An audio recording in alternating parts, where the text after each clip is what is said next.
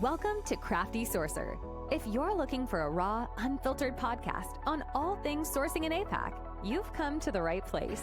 Grab a coffee or wine and join your host and other guests as we dive deep into the complex and ever-evolving world of sourcing, keeping you informed on insights, tools, and even at times, a healthy sourcing debate or two. Now, here's your host, Denise Pereira from Kaleidosource. Settle in and let's get crafty.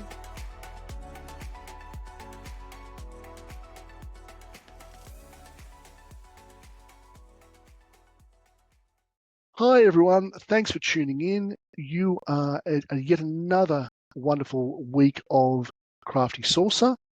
I'm Steve Prince. I'm once again guest hosting for our very good friend, Denise Pierre. She is enjoying a break. So today, I'm so glad you're with us. We've got a great episode.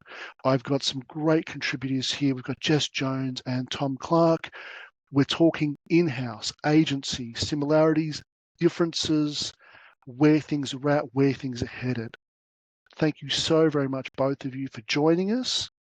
It's great to have you on the podcast. Thank you. Thanks, Steve. I think we're both very excited to be here after our convo last week. It should be a good one. Who knew that agency in-house? Forward to it. We could be on the same side, Tom. Normally it's Would never hear that. So I guess just jumping off very quickly, for those of the listeners who maybe haven't come across yourself, Jess, or yourself, Tom, do you maybe want to give a quick sketch of you, who you are, your role, what you do, and kind of how you've got here?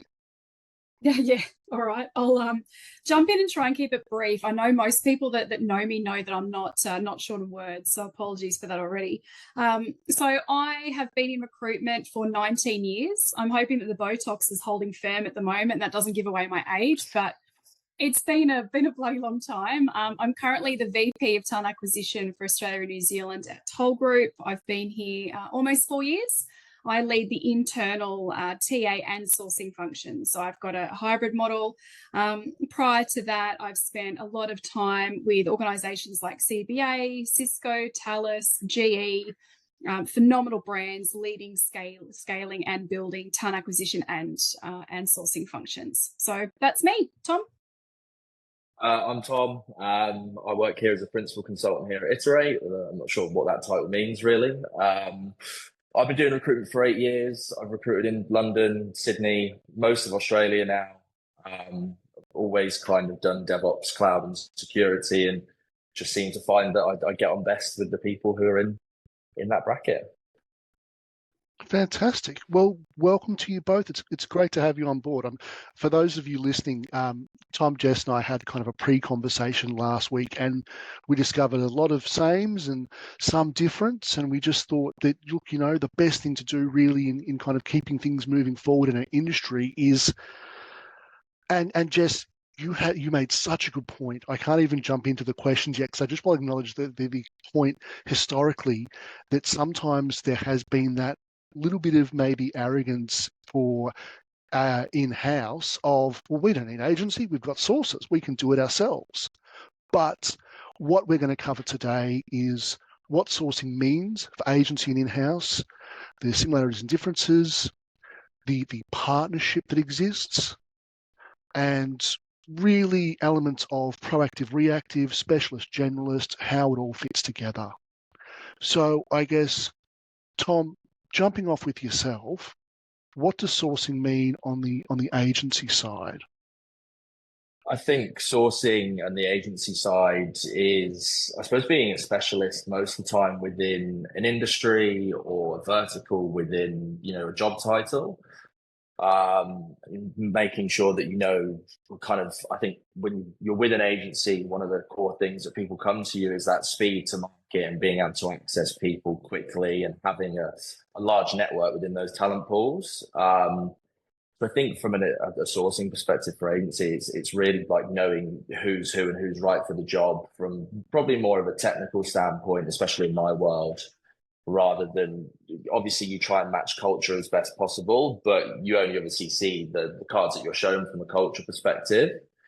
I think that leads on to, sourcing. When I kind of started recruitment, sourcing was kind of seen as something that was maybe 30% of the job, and you're meant to be doing $100 a day to clients to find, get meetings, whether it's now, I think we touched on this last week, sourcing is actually the thing that opens doors to new clients. If you get those strong candidates and knowing your candidates that might want to work at X sort of business, it really assists you with kind of proving your worth, because face it, there's a lot of agency recruiters these days doing a lot of the same things. Mm-hmm. No, exactly, and I think that it's so interesting how how from the agency's perspective it's shifted from almost that we keep coming back to the junior recruiter or just the grind work of making the calls and getting the name sheet effectively, to really uplifting the conversation into, I guess, a more strategic level. Yeah, no, I completely agree. And, I've even seen agencies, and an agency I used to work for now employ people who basically just talent map, not just, not for executive roles, but they take that exec search style recruitment and go and do it for Java developers or even like QAs. So you have this almost wealth of talent in your back pocket that when someone comes to you for that role, you can provide them what they want within a reasonable time frame instead of necessarily having to go and headhunt someone all the time. Obviously, that's not every case, and you get some niche technologies that are very specialists, and those probably do require those headhunting skills. But yeah, I definitely think sourcing in the 8 years that I've been in recruitment has changed from just being like, well, you get a job, you go to market, you find the candidate, to actually being like, hey, Mr. Client, I've got this person who's actually really interested in your business.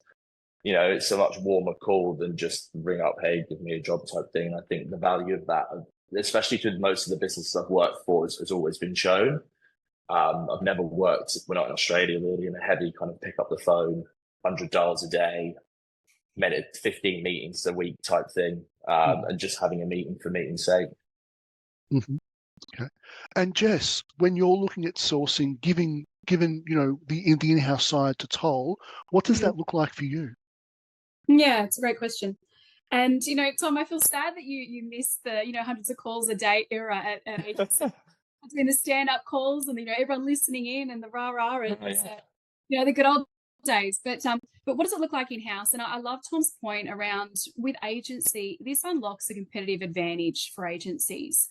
Looking at the deep domain expertise, technical alignment, and how you then align sourcing strategies to find that type of nicety or that skill set. For me, internal, it's a little bit more nuanced. Whilst I have to find absolutely the right fit for the role, it's multi-layered for me. I still have to find the right organizational culture fit. I then potentially have to use sourcing to align to strategic objectives of the organization. So, for example, diversity is something that I will strategically source for, because that's an organizational objective that we have from a Toll Group perspective to increase representation within the organization. So it definitely unlocks that for us. But also, the other thing that I love with the way that sourcing has iterated over the last couple of years is it's very much moving into the world of talent intelligence, talent insights. The great thing about sourcing, irrespective of in-house or agency, but we certainly use it more for decision-making from an in-house perspective, is we gather those insights, that data that we sit on from a sourcing perspective. You're thinking, what does the talent supply look like out in the market? What does the compensation look like? What is the pulse of the brand out in the market?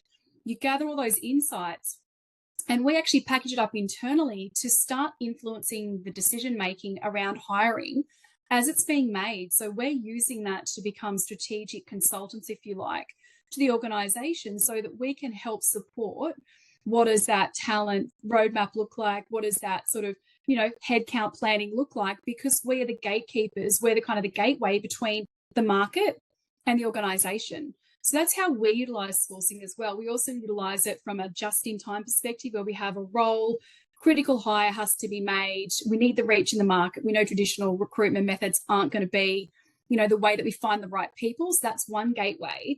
But the other one is also kind of the future pipeline and making sure that we've got the right balance of critical talent now, but also in the future. So the talent pipelining, the talent community building is really important from a sourcing perspective for us as well. And I think to your point, Jess, and certainly that's how I've seen it used in-house, is really using sourcing to shift further upstream into that higher level strategy of, taking it away from the more, oh, wow, we needed someone 2 weeks ago, let's get sourcing involved, to, okay, here's our plan, let's talk about succession plans. And to both the points that both of you have made, it's really spreading the influence of sourcing from just a find a title, fill a job type thing of that, just you and I have obviously worked in that agency grind of just, yep, and to Tom's point, those are the dialer, the absolute dialer times where it's make the calls and get the names, to moving it more strategic and going, okay, well, what does succession planning look like? What does your D&I strategy look like? How can sourcing influence that? Yeah, absolutely. And it's come a long way. And I think the point we all talked about last week was sourcing was always seen as, and in from an agency perspective, it used to be seen as the candidate side, right? It used to be seen as the associate from an exec search perspective, the person that would sit on the candidate side, data mine, find names, and generate talent. Internally, it seemed to be the stepping stone from that into a recruiter. What I love, and I freaking love this, is that we've seen sourcing sort of, step out onto its own and become its own subject matter expertise, COE, alongside of recruitment. It's very much a hand in glove type thing. You can't, find the right recruitment strategy or talent strategy without having some form of strategic sourcing or sourcing not play into that. And again, when we look at sourcing strategies, agency partnership is so critical in that, because as Tom and I were talking about last week, there are certain segments of the market that I can't reach either because of my brand, and sometimes that helps or hinders. And again, we've seen that kind of go in waves with different brands and different industries at a different time. But also agencies sometimes have a little bit more credibility from a deep domain expertise. Take Tom with the tech side, for example. He will be able to reach that tech talent better than me because logistics doesn't necessarily have the reach or the brand reach or attractiveness in that sort of demographic like a specialist agency partner would have. So again, it's great to see that we're starting to evolve more into a holistic sourcing strategy approach, and what are the levers that need to be applied in each. No, absolutely. Guys, I've got a question for you both. You mentioned obviously being able to influence like higher up the chain of how you hire. Obviously, so I worked in a business previous to this one where it was, predominantly all startups, and you'd be able to, they'd go, we want a founding software engineer to build this product. We want to do it in X. And you go, well, you can do it in that, but like realistically, your talent pool for that is like yay big. Whether it's if you choose this language, it becomes a lot bigger and a lot more diverse. And, this is what your competition use, etc. Do you guys get to do that internally? Like, is that where you see the function now coming? Because I think that's really, really important for future strategy of businesses to be able to listen to you guys and actually be like, well, this skill set is really, really hard to find and will actually put us back. Whereas if we look for this one, which may be, in line, or we can upskill something on like a tool or a technology, obviously then it kind of removes the need to have to use agency as much for those specialist roles. Because yeah, look, yes and no. It's an interesting point. When I'm AIR certified, so I've been brought up in the school of very technical sourcing. For me, and when I sort of developed my sourcing methodology and how I train sources, is I call that kind of peripheral sourcing, like sourcing on the periphery. You've sort of got, your main way that you source, and it's very much A equals A. And then you sort of have the kind of secondary sourcing, which is A equals B, and kind of what does B need to become A? And then you sort of start to get the peripheral sourcing, which is if you start looking at, for example, a project manager, who does a good project manager work with? Really good BAs. So you tap the BA market to get introductions to project managers. Otherwise, you may not necessarily find the right person. So sourcing on the periphery is something that works really well. Where I find influencing is using that kind of insight to be able to drive hiring decisions as they're getting made rather than after they're being made. I'm looking for X. Well, the decision's already been made. You're looking for X. If I'm in the room from a sourcing perspective up front and they go, we've got this project, it needs this type of skill set to deliver it. What do you think? Okay, well, you can't tap that market because you're looking in this, for example, location, whereas we've done mapping. That talent exists the way that you want it doesn't exist in that location. It exists in this location. That happened at GE a lot, for example, when we would stand up cells of part of the organization, very much around tech talent as well. It's like, well, I want them in New York. They don't exist in New York. They exist in San Fran. because that's where the tech hub was at the time. If I'm in the room and I'm able to influence using the sourcing insights, I can actually guide the business to make better, more intelligent hiring decisions that will achieve outcomes, rather than I have a role, I need to fill it, but I can't deviate because I need this kind of programming language instead of this. In saying that, what I would say from an agency perspective, Tom, where you add value to me from an in-house perspective, is you actually add another layer of credibility because you're external. They think that sometimes internal, we limit our reach in the market, and we're only looking at it from a lens of that particular organization. They think we've got a bit of bias. And look, to be fair, it's probably true. They think that agencies actually have more credibility because of the fact that you're not aligned to any particular organization, and because you see that talent irrespective of the context of the organization it's applied in. So sometimes this actually happens quite a lot in one of our particular divisions, is I'll actually go to the agencies and ask for validation and go, hey, I've got this role. How would you approach it? Jess, we can't fill it. Great. Give me the reasons why. Let me give that back to the business to give them the context. So sometimes you actually add more credibility than I do, Tom, from a sourcing perspective. Yeah.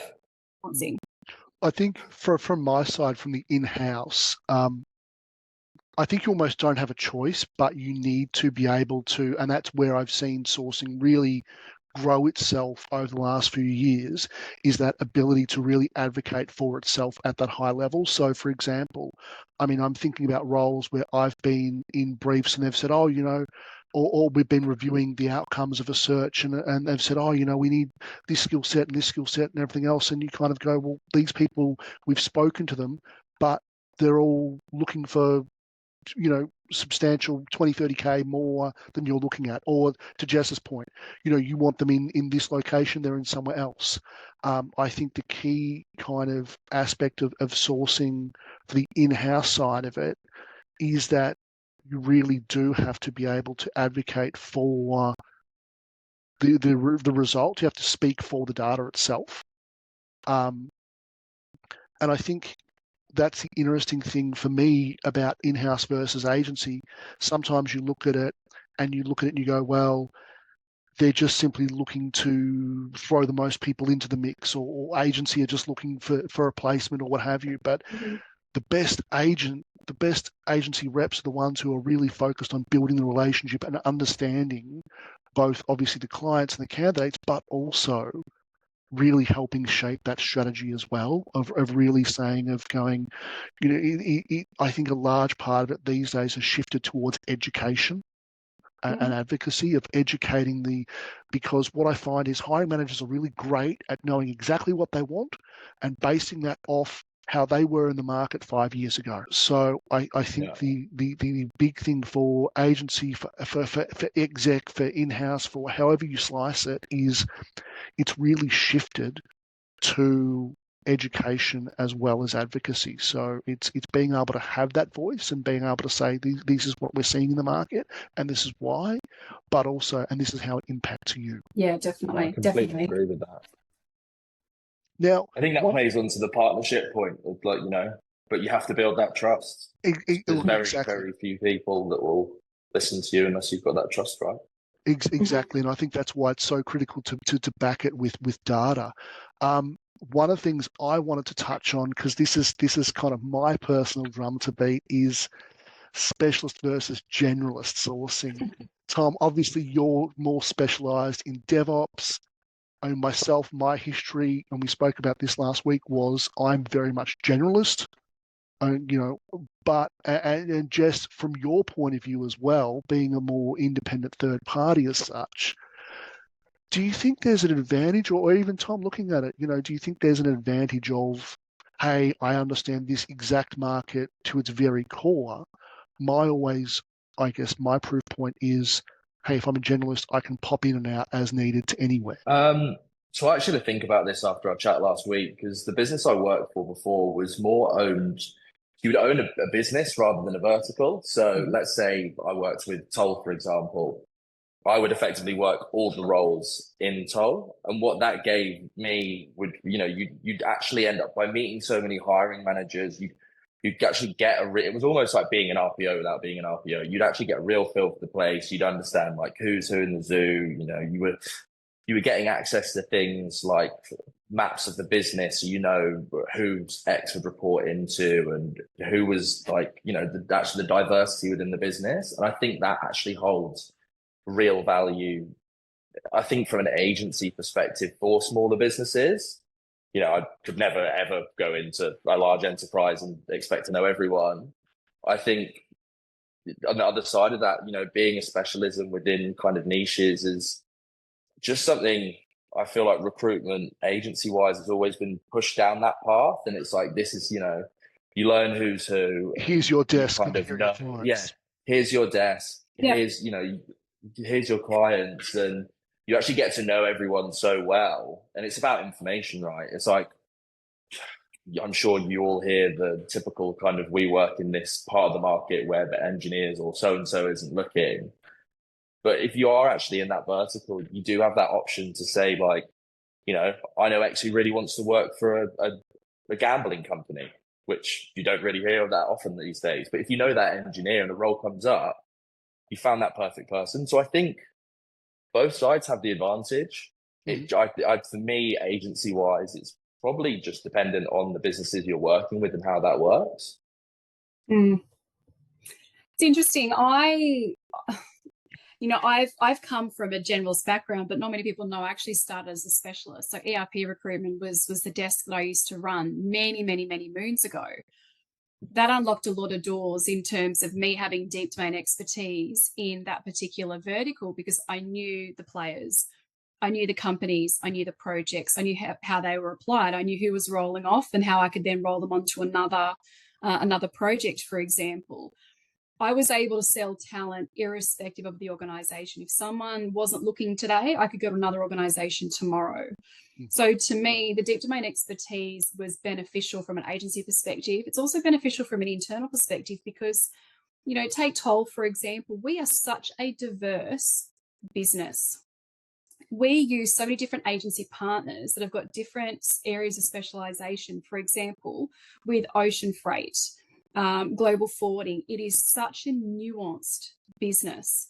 I go to partners specifically because they have the expertise and the networks in that space, because ultimately what I'm paying for is their network.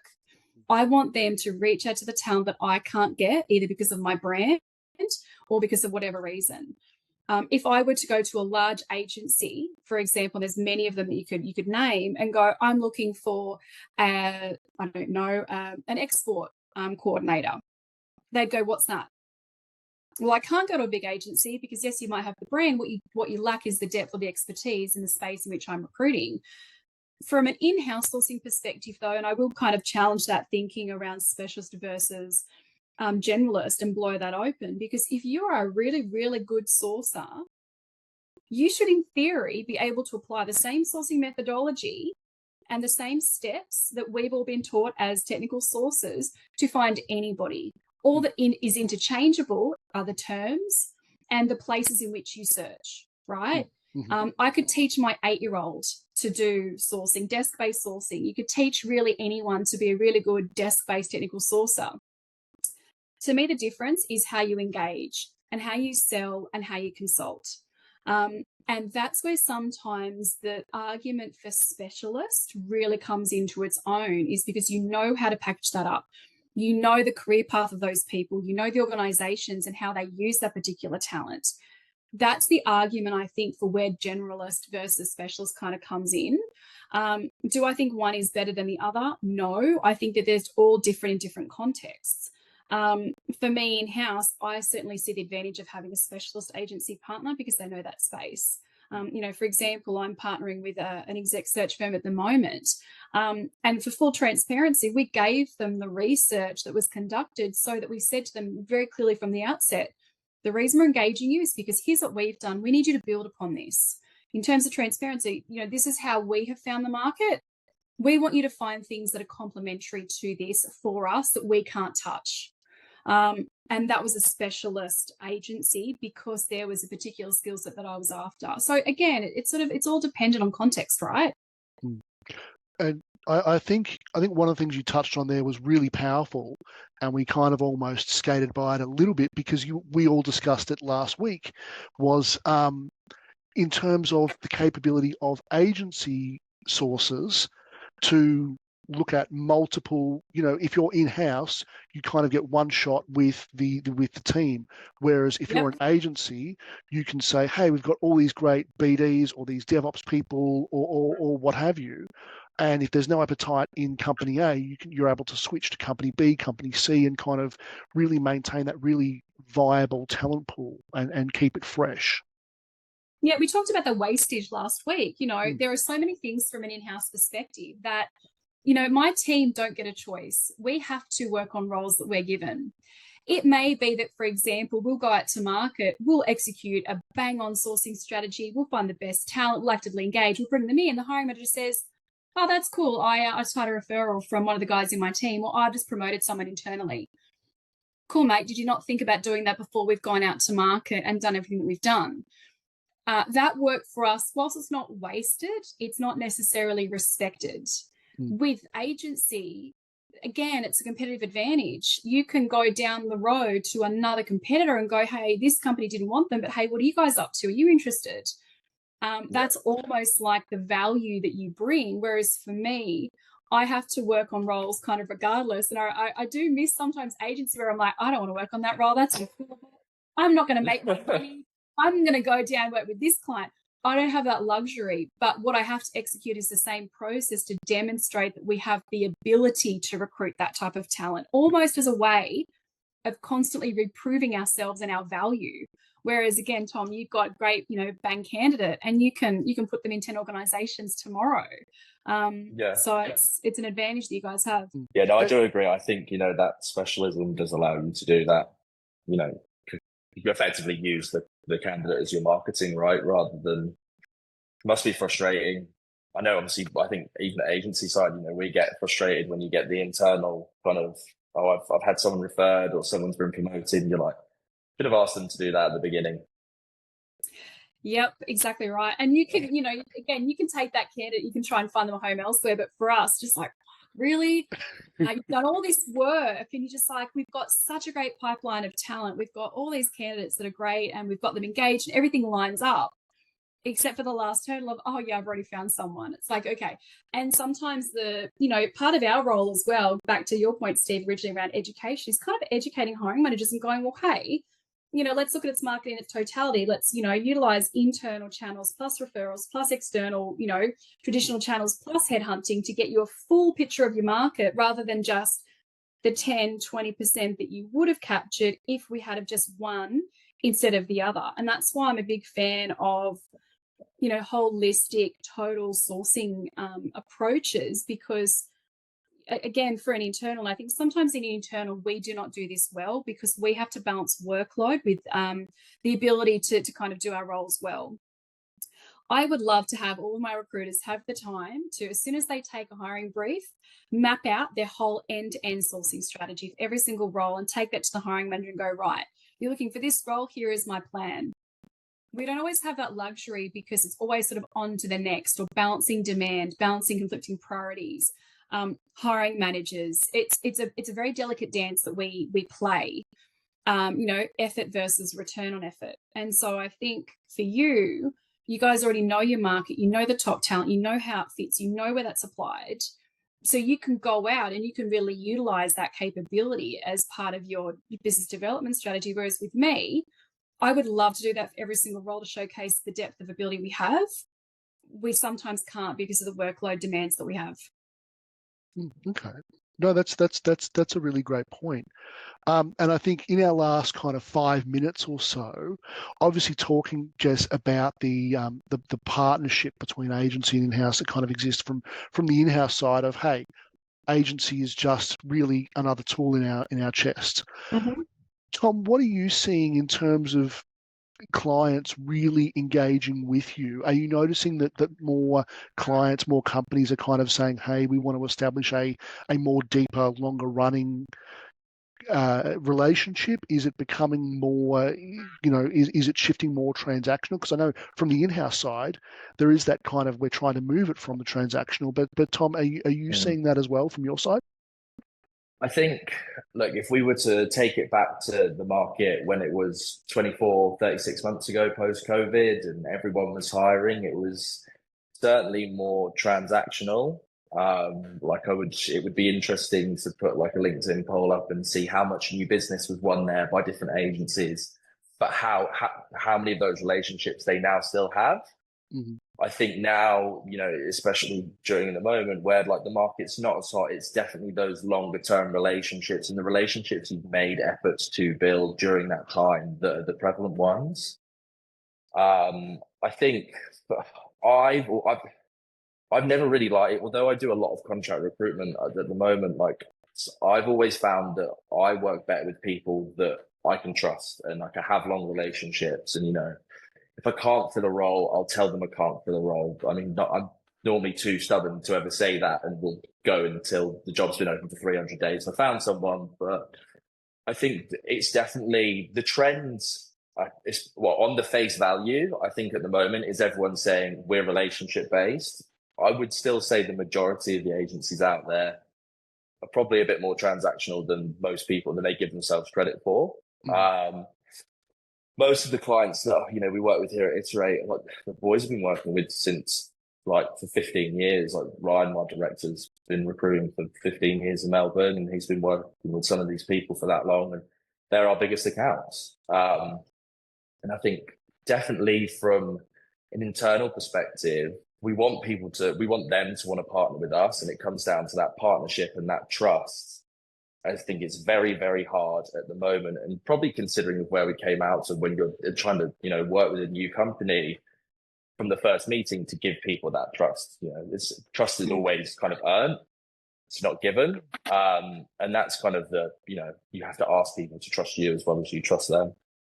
Yeah, okay. That's absolutely. And I think that's kind of one of the struggles we've always seen is that shift from transactional to relationship, because I think sourcing really does work best when it's long-term relationship. Yeah. It's not driven by just what can you do for me on either side. It's how can we work together. And just lastly, I guess in the last few minutes before we wrap up, really your thoughts on where to next for that relationship, because I think, to the point you made, there's always in-house, and I will absolutely cop to this because it's been rattling in my brain, of that arrogance of I don't need to go to agency, I can just do it all by myself. And Tom, that kind of thinking that I've absolutely had in agency of, oh great, it's a 5-month-old brief and no one's had success on it, of course I can be the one to fill it. And I think on one hand it's really important to recognize that good qualities for sources is that determination, that doggedness, but also that trap that we get ourselves into. So I mean, I guess lastly, your thoughts on the relationship between, I guess, agency, in-house, all that kind of, where would we, if we could kind of change our dials a little bit and maybe push some attributes of ourselves to the side, where do you think we need to kind of grow, or what do you see as the next step for sourcing? Yeah, I think it's a really good point. And it's something that, again, I've been lucky enough or fortunate enough where I've seen a lot of iterations of sourcing because I've been in the market for so long. The biggest thing I think for me at the moment is we tend to lose sight of what's best for the organizations in which we recruit, right? From an internal perspective, we still need to keep that commercial lens on what we're doing and why we're doing it. For example, there are a number of metrics that I'll push on my team and go, okay, this role's been open for this many days. What's your revised sourcing approach? And don't just tell me you're going to do the same thing over and over again, expecting a different result. What's it costing the organization to have this headcount open in terms of customer impact, financial impact, increased workload for other employees, disengagement, burnout? That's the stuff that I have to look at from a sourcing perspective and really look at, well, how am I balancing delivery versus organizational impact and ability to achieve organizational objectives. That's where the ego's got to get checked at the door. Like, we've got to drop that shit off. Yes, we've got financial pressures. Yes, sometimes there's the argument, well, I can't go to an agency because that's why we have an in-house function. No, your role is to find the best talent for your organization, irrespective of where that comes from. And if that is from an agency partner who has an existing relationship with a candidate who can do what you need them to do for your organization, then you need to go and utilize that channel. So they've got to get better at that. And I think to that point, from an agency perspective, what I ask of my agency partners is be more commercial and understand what my stresses are from an in-house perspective. I have to balance delivery and I have to balance financials. And so my ask is kind of come to me with how you're going to help me solve my problem for my organization. And that's where this dance needs to get applied from a long-term partnership perspective. And I think that's where we need to move forward. Is it's going to be based on data, it's going to be based on insights, it's going to be based on relationships. This transactional shit, there's no room for it from an agency or from an in-house perspective any longer, because that's not what the problem is we're trying to solve for anymore. No, Tom, great what would you say? Yes, I really like that point that you just made. Again, most recruiters are like, well, what is this? What effect to the business is this going to be from a perspective of cost? But it's not just about cost to obviously the business from a financial perspective. Like you say, burnout, disengagement. How is this going to affect other workers within the team? Because there's no one. If someone leaves and then another person picks up that work to do the person's two people's work at the same time, you're then looking at another role to potentially fill and another role, and that kind of can spiral out of control at any one point. I'm so sorry to jump in over the top, but we have got about 30 seconds left. But I just wanted to package it up. I'm so sorry, gang. We could talk about this, as you've heard, all day. Thank you for tuning in. We might have to make this a part 2, but thank you so very much, Jess. Thank you so. Thanks for tuning in to this week's episode, and we'll be back next week with another exciting episode. If you found this valuable, don't forget to subscribe and leave us a review. That helps others find the show, and we greatly appreciate it. Once again, happy sourcing and stay crafty. Until next time.